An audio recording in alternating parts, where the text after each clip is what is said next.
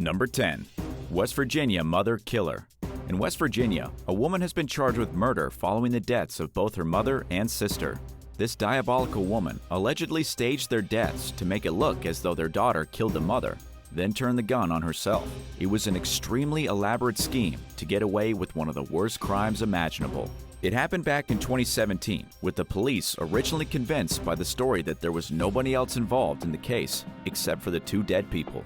It wasn't until later that they finally figured out Megan Hargan had set the whole thing up. She's responsible for the murder of her mother, Pamela, and her younger sister, Helen. She shot her mother in the head in the laundry room of their home, then blasted Helen in the upstairs bedroom. She might have gotten away with it too if she had staged the scene a little better. According to Fairfax County Police Major Ed O'Carroll, a hard look at the evidence proved the whole house had been set up to confuse the cops. He also called what happened domestic violence at its worst. As for why Megan turned on her mother and sister, a family friend told local news that Megan was very jealous. Her mother had purchased a home for her sister Helen while giving her nothing. She took her anger out on both of them in cold blood. Number 9. Internal demons. Chris Coleman was born into a community of evangelical Christians. His mother and father were preachers, meaning he spent his entire childhood being smothered by their way of thinking. When he entered high school, he became a normal teenager, going out and getting drunk and having fun. But being raised so hardcore Christian meant that he actually called his basketball coach and confessed that he had been drinking. In other words, he was a very conflicted individual. Chris grew up and met Sherry. Sherry got pregnant, and the two got married. But their marriage was doomed from the start. It's important to note that Chris was making a significant amount of money after they had their first child as head of security for a company. I'm talking at least $100,000 a year. This money changed Chris, made him cocky. He began to have an affair with Sherry's best friend from high school. The two became serious, and Chris began plotting how to get rid of his current wife. But like back when he was a teenager, his selfish desire clashed with his Christian upbringing. The scheme involved sending fake threats to himself. Chris lived beside a police detective named Justin Barlow with the Columbia Police Department. Chris sent himself threatening emails to try and make it look like somebody was interested in killing his entire family. Then on May 5, 2009, the detective received a call from Chris. Chris said he had been trying to reach his wife, but she wouldn't answer the phone. When Barlow went to do a welfare check, he found both Chris's children strangled to death in their beds, with Sherry also dead from strangulation. Of course, it was Chris that did it. All evidence pointed to him killing his own family, just so he can escape with his wife's best friend and start a new life. He was charged with all 3 murders and given life in prison. Number 8. Laundry Day. Shane Fennell shot his sister-in-law over a bad laundry day. At least, that's how Shane had described his own motive in the fatal shooting that just took place in Oregon. His sister-in-law, Alexandra, was completely innocent. Her only crime was her marriage to Shane's brother, Jordan. When the two brothers got into a fight over laundry, Shane got so angry that he threw a potted plant at his brother, pulled out a gun, and walked straight over to his brother's wife, where she sat on a patio chair. She had her back to him, looking across the yard in the other direction, and probably trying to ignore the brothers fighting. She never even knew she died. Shane held the gun to the back of her head and pulled the trigger, blowing her brains out in front of her face. There was really no escaping this for Shane. He killed her in front of a witness and did it in cold blood. When police arrested him, he told them, "I did a horrible thing." And yeah, he sure did. Something tells me there was more than laundry at play here. Perhaps Shane was actually jealous of his brother's wife. Number 7. An addicted son. A man has beaten his elderly mother to death with a stick. According to the report in Latin Times, the man beat his mother with a stick because she refused to give him money to purchase drugs. The woman was just 60 years old when her son, 38, showed up in the early hours of the morning begging for money. He was already a known drug addict. He had already gotten in trouble with his brother for picking fights with their mom, and police had already gotten reports before that he'd beaten the woman up. The addict's son went too far. Locals in the town heard screaming at 4:30 in the morning, but didn't bother reporting it to the police because it happened so frequently. It was the man's brother who came upon the scene just as he was finishing off the mother with the stick. He thrashed her until she stopped moving, and sadly, the other brother intervened too late. The police were eventually brought to the house, at which point the drug addict was carried away, later being charged with murder. Number 6. Turning on the spouses.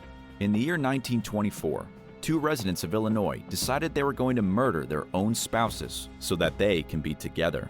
This was Elsie Sweeten and the Reverend Lawrence Height, a couple of adulterers who needed to get rid of their pesky spouses so that they could run away and be happy together. Their method of killing was arsenic. The Reverend poisoned his wife, Anna, and Elsie murdered her husband, Wilford. She gave Wilford chocolate candy mixed with poison. He became super sick, and the next day, she mixed more poison in with his oatmeal and fed that to him. The final dose was fed the day after the oatmeal, with a healthy helping of poison to his tomato soup. Amazingly, the pair almost got away with the crime. But in the small town of Ina, back in the 1920s, secrets weren't exactly easy to keep. People were quick to realize that the two were consorting with one another. The sheriff got involved, and the whole thing blew up in their faces. The sheriff actually had to pick them up and drive them out of town so they wouldn't get lynched. What do you think could push two people to commit such horrible crimes against their very own spouses? Do you think it's inherent evil, or just the byproduct of some seriously sick minds? Let us know your thoughts in the comments, and don't forget to subscribe if you haven't already. Number 5. The Worst Brother. Julie Archer was 49 years old when she died from what had been described as horrific injuries. These injuries were the result of her brother, Stephen Archer, dousing her in a lethal mix of gasoline and mineral spirits inside her home. The mixture was made in a Pepsi bottle, what the prosecution in this case called an aggressively flammable liquid. While Julie was sitting on her sofa in the living room, Stephen emptied the bottle over her head and then ignited the vapor. Julie burst into flames and began to scream. At the time, her 19-year-old daughter was upstairs listening to the whole thing. She described the explosion as an earthquake, saying it literally shook the house. Julie, on fire and burning like a scarecrow, staggered outside and fell down in the front garden. Her daughter was trapped upstairs, choking on thick black smoke. And yet, even though she was almost already dead, Julie tried to drag herself back through the front door when she realized her daughter was stuck upstairs. But Julie just didn't have the strength. Luckily, her daughter managed to escape through the window and jumped out of the house. But let's go back to Stephen, who attempted to murder his own sister. There's no doubt that that's exactly what he was trying to do. He even wrote her a card while she was in the hospital, saying, "Karma has punished you through me." But she didn't get well in the hospital and died from her burns. Apparently, the whole reason for the vicious attack was that Stephen blamed Julie for the recent death of his father. Number 4. AR-15 and hammer. A man from Farmington has done something absolutely heinous. His name is Blake Thomas Maloney, just 26 years old. He's been charged with 3 counts of murder, 1 for his father, 1 for his mother, and 1 for his brother. If convicted, he'll be getting life in prison. It all began when the police received a call from somebody worried about her friend. Tracy Ann Maloney had gone to the house of her ex-husband to visit her sons, but never left. The friend was worried that something may have happened. When officers went to the residence to look, they found Blake Maloney inside, along with the corpse of Tracy, whom had been beaten to death with a hammer. He then placed a yoga mat over her face and let her bleed to death on the kitchen floor. Tracy was his mother. When the police searched the basement, they found Jack John Maloney dead and covered over with a blanket. He was killed by a gunshot wound to the head from when his own son, Blake, opened fire on him with an AR-15. And finally, 23-year-old Scott was also found dead from a gunshot wound to the head, Blake's own brother. Why did he do it? Blake Maloney turned out to be completely insane. He told investigators in an interview that he didn't believe those people were his family, so he murdered them. And that's it. He had no better excuse than that. He was just delusional and dangerous. Number 3. The Facebook Dad. A father in Canada killed off his entire family, one by one. He murdered his wife, his daughter, and his sister. And then to make things truly strange, he confessed everything he did in a bizarre Facebook post. His name is Randy Jansen, and his online friends were stupefied when an admission of homicide turned up on his Facebook wall. He admitted that he killed his daughter because she was suffering from severe migraines, and there was no end in sight for her pain. So, like a deer that you've accidentally hit with your car, Randy thought the best thing to do was put his daughter out of her misery. He did this with a bullet to her head while she wasn't looking. Then, to spare his wife the horror of knowing that her daughter was dead, he blasted her in the face too. The final victim of his murderous rampage was his sister, Shelley. He didn't want her living with the guilt and shame of knowing her brother was a murderer and that he'd killed her beloved niece. So, Randy drove to her home and shot her in the back of the head.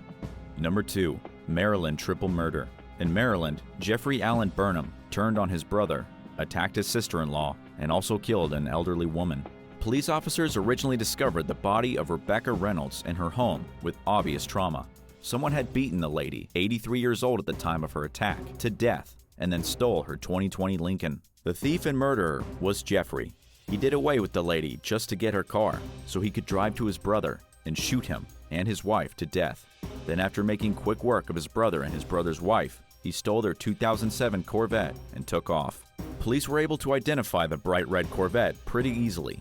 Jeffrey was taken into custody in just a few hours, and when they questioned him, it turned out Jeffrey was an absolute lunatic. He was furious at his brother, who was a pharmacist, for allegedly poisoning people with COVID-19 vaccines. Jeffrey was so angry at the government and at his brother for helping in the vaccine rollout that he betrayed nearly 50 years of brotherhood. All family values went out the window, and his own crackpot theories led him to murder, then straight to jail. And number 1, a man gone crazy. A judge has sentenced Ronnie O'Neal to 3 consecutive life sentences, with an additional 90 years tacked on for good measure. He described what Ronnie O'Neal did as the worst case he had ever seen in 19 years as a judge. Ronnie is responsible for murdering his girlfriend and then turning on their own kids. In fact, his own son testified against him at the murder trial. From what was made clear at the trial, Ronnie murdered his own daughter, Ronavea, who just so happened to be special needs and unable to talk. But first, he murdered his girlfriend, Ronavea's mother, right in front of her. Because his daughter was special needs, she couldn't scream, she couldn't get away, she couldn't do anything. She was totally helpless, as her father bashed her in the face with a hatchet until she was dead. And all the while, his son was watching in utter horror and disbelief. Then Ronnie turned on his own son, but luckily didn't manage to finish the job before police and firefighters were on the scene. In the end, his son lived, but his daughter was gone forever. This was one of the most brutal attacks a parent perpetrated against their own kid that I've honestly heard of. Thanks for watching. What do you think is the most shocking case we talked about today? Let us know your thoughts in the comments below. And if you like what you saw, be sure to hit subscribe and check out more awesome videos from the channel. See you next time.